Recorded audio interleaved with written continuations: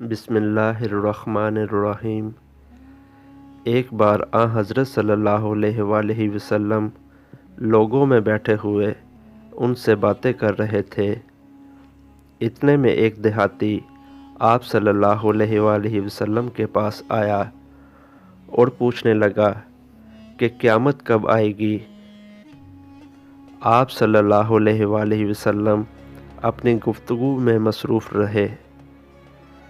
بعض لوگ جو مجلس میں تھے کہنے لگے، آپ صلی اللہ علیہ وآلہ وسلم نے دیہاتی کی بات سنی لیکن پسند نہیں کی، اور بعض کہنے لگے کہ نہیں بلکہ آپ صلی اللہ علیہ وآلہ وسلم نے اس کی بات سنی ہی نہیں۔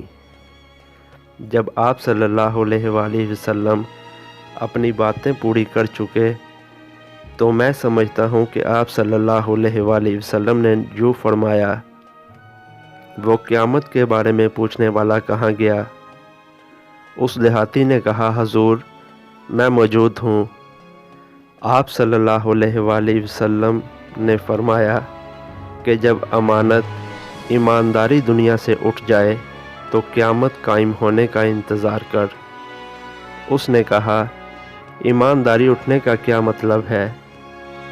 آپ صلی اللہ علیہ وآلہ وسلم نے فرمایا کہ جب حکومت کے کاروبار نالائق لوگوں کو سونپ دیے جائیں تو قیامت کا انتظار کر۔